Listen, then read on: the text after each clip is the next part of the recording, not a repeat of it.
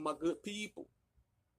I was at work today, and a subject came to my mind that's dear to my heart. It's dear to my heart because it's affecting my people as a whole. Not just me, you, you. Yep, anybody that's viewing this video right here, this content right here that I'm about to drop, it's affecting us as a whole.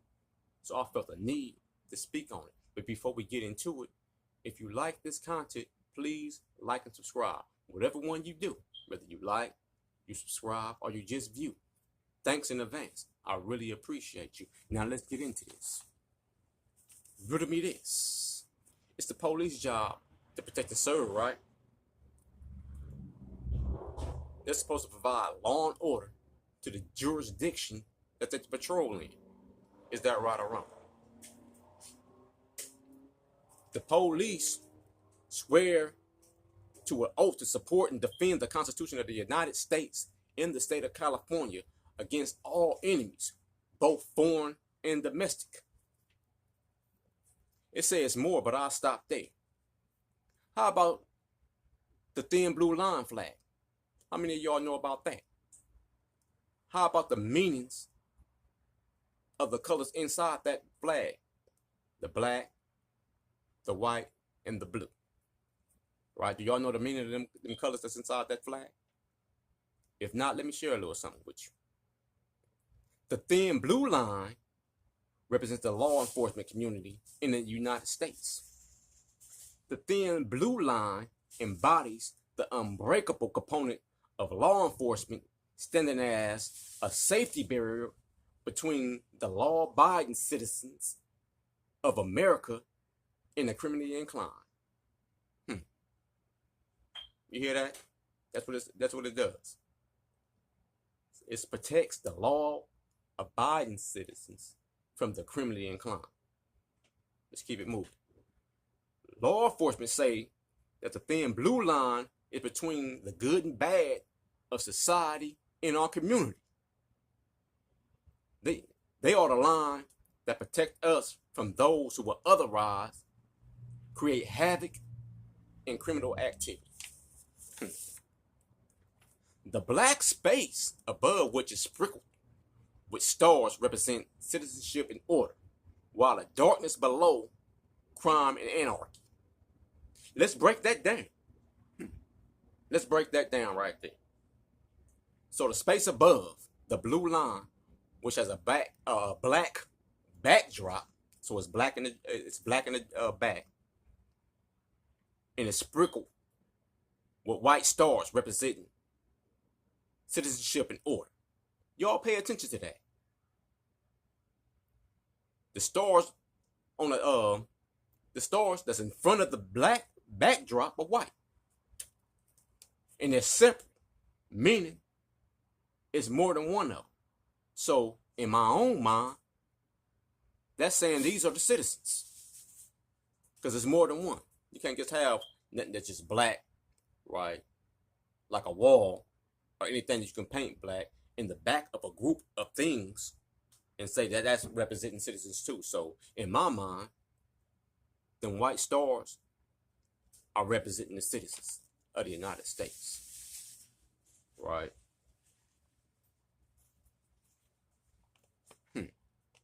Y'all gotta give that some thought. It goes on to say the darkness below represent crime and anarchy. Interesting. Since white isn't considered dark, that means the black lines that's below represent crime and anarchy.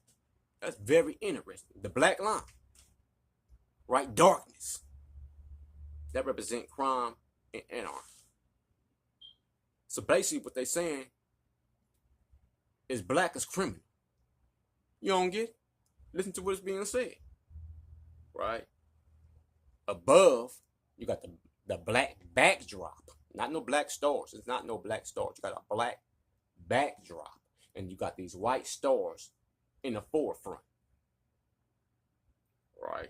And it's more than one of them. So that's going to be representing the citizens. And if they even wanted to say that the black also represents the citizens that make them seem like they're superior and we're inferior. Because why are they in front of us? I'm just saying. I know this might stir some controversy, so let's dive a little deeper. How many of y'all are aware of the slave patrol? I'm asking because modern day policing could be traced back to slavery. The earliest formal slave patrol was created in the Carolinas in the 1700s with one mission: to establish a system of terror that can squash slave uprisings with the capacity to pursue, apprehend, and return runaway slaves to their owners. Tactics included the use of excessive force, control, and produce desired slave behavior. Listen, this stuff goes deep. That's why I'm sharing it with y'all. I'm getting to something. Slave patrols continued into the end of the Civil War and the passage of the 13th Amendment. Following the Civil War, during Reconstruction, slave patrols were replaced by militant-style groups who were empowered to control and deny access to equal rights to free slaves. They relentlessly and systematically wait a minute, slow down. Let me get back. Excuse me. I apologize, but let's get right back to it. They relentlessly and systematically enforced black codes, strict local and state laws that regulated and restricted access to labor, wages, voting rights, and general freedoms for former slaves.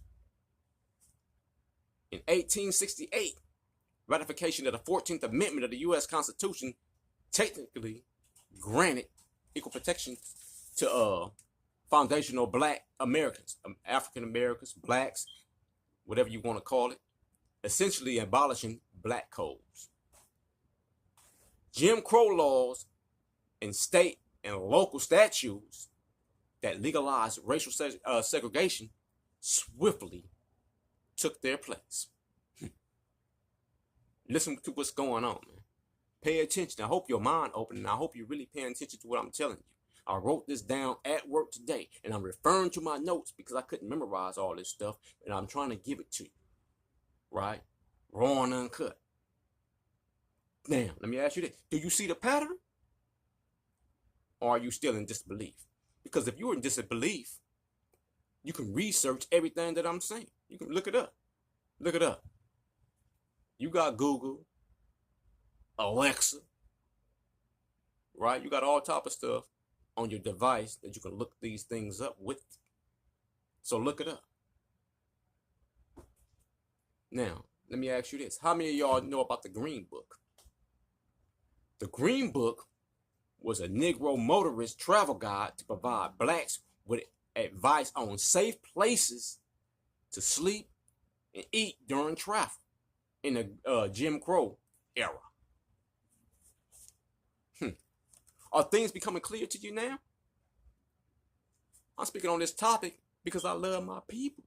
And like I said in the beginning, this is passionate to me because it affects not just me, it affects me, you, and you. Y'all don't get it? It affects all of us. If you don't think you're affected, then you just naive. And you're going to be a naive victim. You don't want to be a naive victim because you're going to try to wake up when it's already too late. They're going to be already on you, right? And you're supposed to be riding with your people, but you decided to just stand on the sideline like you're not in that. You tapping out. You want to straddle the fence. You want to be part of this, but you're scared to be part of it. So you want to just stay up over there and shy away from things that's taking place. But you really need to pay attention. Because if you say sleep, they'll come like a thief in the night, snatch your ass up. But listen, I'm trying to get y'all to see through the smoke screen of deception. Right? Because if their job is to provide law and order, then why do they always see blacks as criminals, as enemies? They view us as enemy of the state. Public enemy number one, especially if you're educated. You got to be on point if you're educated, because they'll try to knock us down. Look at our leaders. Malcolm X, Martin Luther King, right? The Black Panthers. I can go on and say more, but I shouldn't have to. Nat Turner. They don't even like Nat Turner. They don't like Nat Turner. They know who Nat Turner is. Some of y'all might not, but they know who Nat Turner is. They know more than what y'all giving them credit for. Trust me. Listen. Y'all don't see the pattern? If the police job is to protect and serve, then why do they always view black people as an enemy, as a threat? Slave patrol, black codes, Jim Crow, counterterror, racial profiling, excessive force, unalive. You don't see a pattern? So you must be asleep. If you don't see a pattern, you must be asleep. But let me slap you and wake you up. Check this out. The police see us black people as an enemy of the state. And when the state views you as an enemy, the state tries to neutralize you. And the way they try to neutralize you is they use secret weapons of war. They use biochemical warfare, cyber warfare, etc. But do you know what they use against us? They use us. They use us against us, right? They placed us in an impoverished community, right? They infested it with drugs, alcohol. Look at all them liquor stores all over the place. You don't see that in the other communities. Go to Hollywood or Baldwin Hills, Palos Verdes, Palisade. I can keep on going with names, but I'm just saying, you don't see all these liquor stores in their community like that on every other corner. It's down there. Every time you pass a light, you see a liquor store. You don't see a liquor store, you see a church, right? All in place right there for a reason. They want you to go to the liquor store. They want you to purchase these drugs. They want you to purchase these guns that they provided for us to get easily. It's easy access. They all around, right? And none of us have no planes, no boats, and all this type of stuff to smuggle these things up over here, especially if you got a felony. So how are they out here in these streets like that, right? They put them right there. They made it easy for us to get. Do you know why? Let's go back to what I was telling you. They use secret weapons of war. And what's their secret weapon of war when it comes to us? Us. Right? They keep us focused on us. So now you have us unaliving us. You have the police unaliving us. You have other races unaliving us. Right? And we sitting up here fighting in the dark. We fighting 1,000 different people. This race, that race, the police, these people, that people, right? Because we've been deceived. We don't even know. We wiping our own self out. You don't see that? We doing their job. So if you go unalive somebody that's black, right?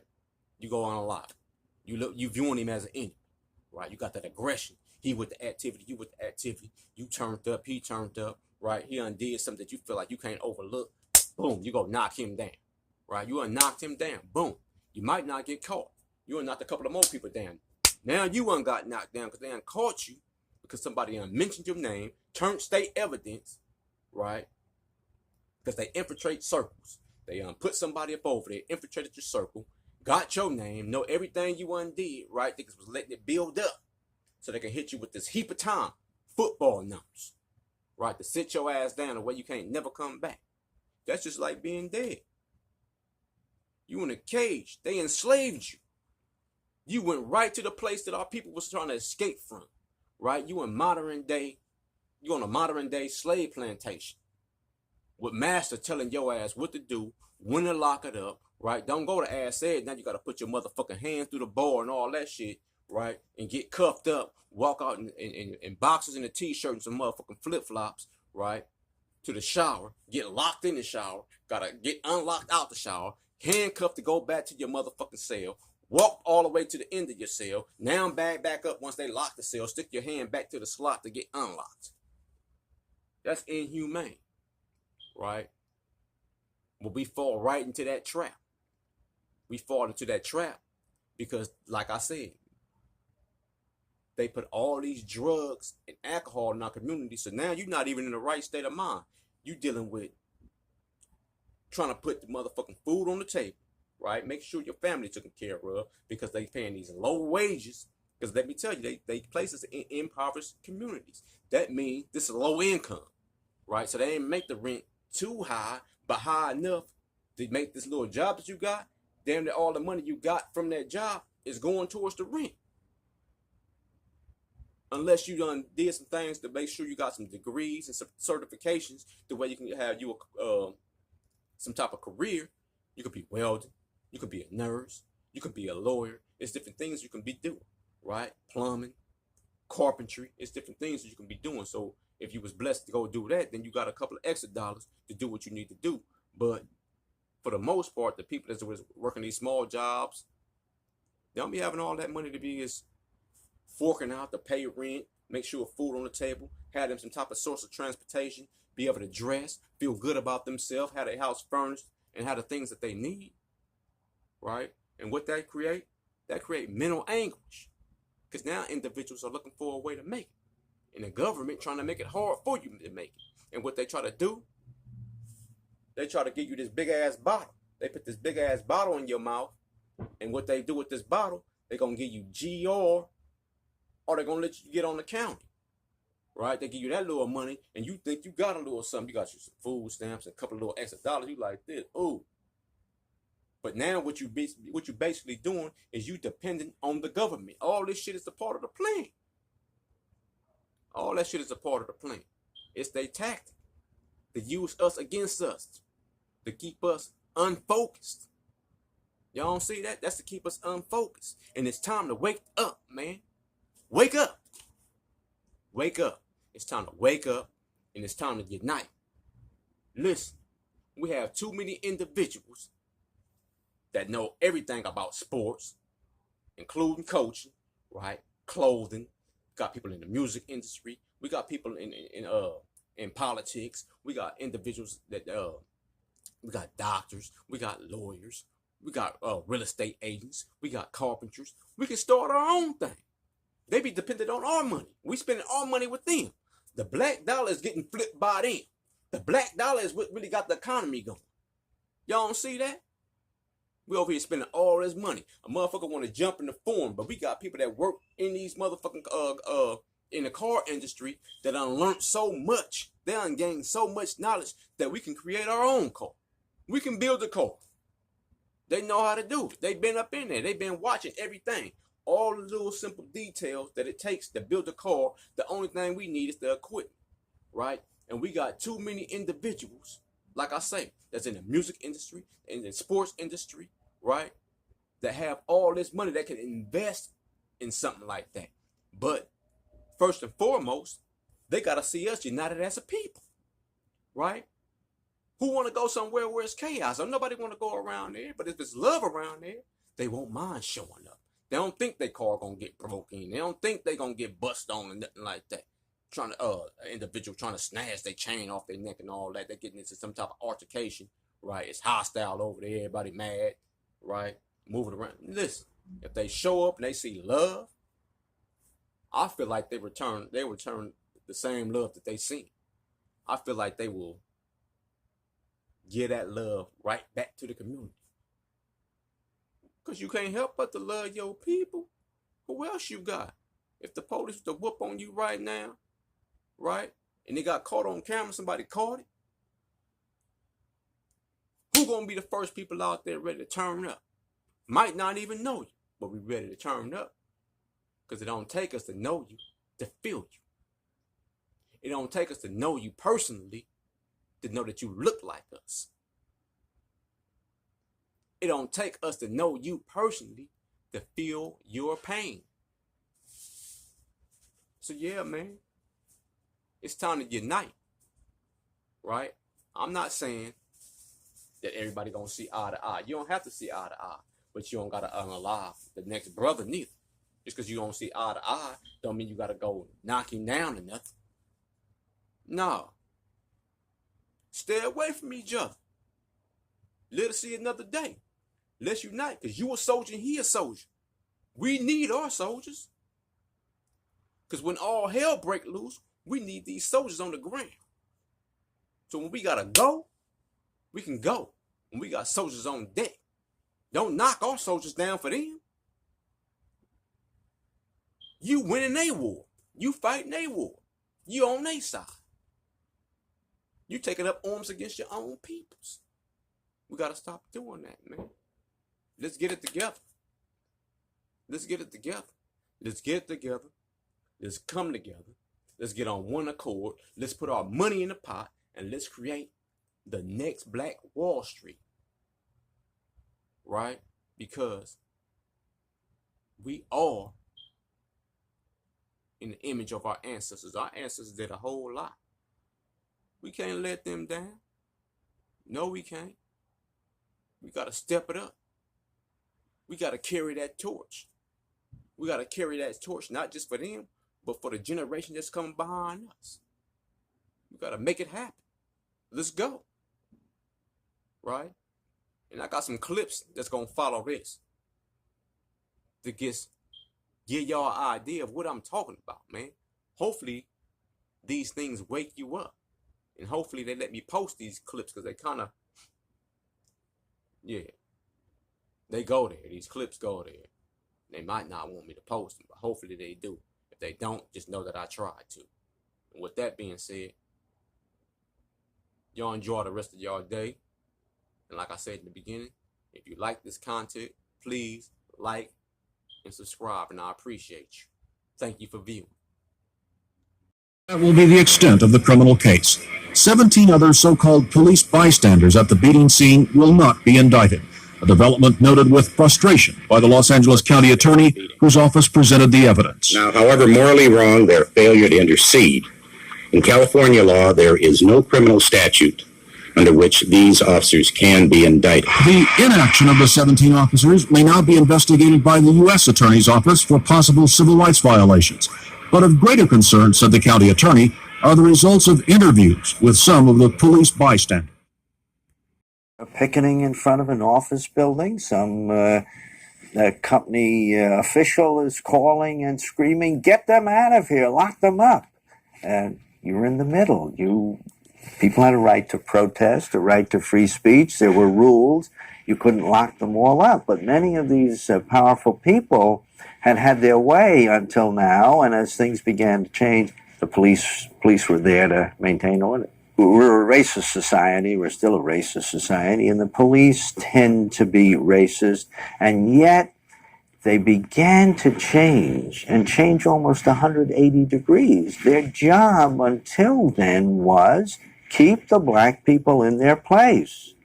The law may say anybody can be served in this restaurant, but if a black couple came into a restaurant and wanted to be served, it wasn't legal, but the owner knew if he called the police, they'd say, "Get out of here," which they said too often, or, Police officers violently restraining a black man in front of his family.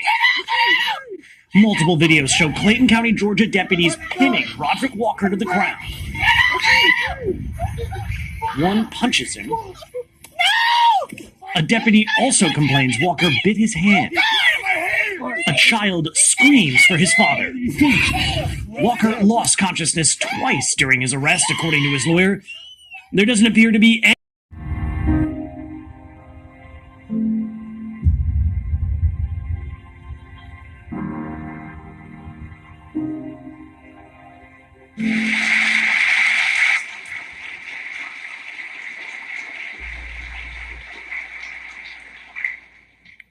in order for you and me to devise some kind of method or strategy to offset some of the events or a repetition of the events that have taken place here in Los Angeles recently, we have to go to the root we have to go to the cause. Dealing with the condition itself is not enough. And it is because of our effort toward getting straight to the root that people oftentimes think we're dealing in hate. We are oppressed. We are exploited. We are downtrodden. We are denied not only civil rights, but even human rights. So the only way we're going to get some of this oppression and exploitation away from us or aside from us is come together against the common enemy. Who taught you to hate the texture of your hair? Who taught you to hate the color of your skin to such extent that you bleach to get like the white man? Who taught you to hate the shape of your nose and the shape of your lips? Who taught you to hate yourself from the top of your head to the soles of your feet? Who taught you to hate your own kind? Who taught you to hate the race that you belong to? So much so that you don't want to be around each other. No. The videotape graphically depicts the last few moments of 15-year-old Latasha Harlan's life.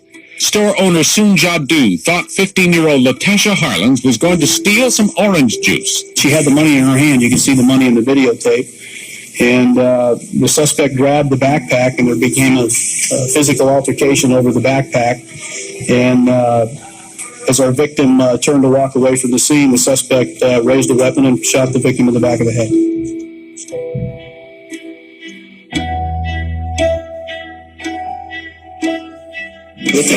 Are off the job after a new report links them to the KKK. One of the accused is a high-ranking officer who held a lot of power in Fruitland Park.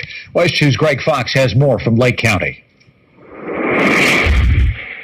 The city of Fruitland Park is working damage control after an FBI report names 2 officers, including the second in command at the police department, for having ties to the Ku Klux Klan. Been here over 5 years. Fruitland Park's police chief and city manager sat down for the first time with reporters to explain the sudden resignation of Deputy Police Chief David Borst, a 16-year veteran of the force, and the firing of Officer George Honeywell, who's been with the department more than 5 years. State agents delivered a report last week from an international FBI investigation that indicated the 2 officers have ties to the Ku Klux. The system of policing, it is a relic of the institution of slavery. Police officers started out as slave catchers. Yes. They got the same damn dogs that they had back in the day, hounds trying to catch fugitive slaves. They even got horses like they had back in the day. Talking about paw control. Why in the world in the 21st century would you need to be on horseback? It is people hungry and homeless out here. It's ridiculous. And they've always had the power of the law on their side. And they use the power of the law, which is not intended for us, because remember, under the Constitution, we were considered 3/5 of a person. So they never even intended the Constitution to apply to us. As a matter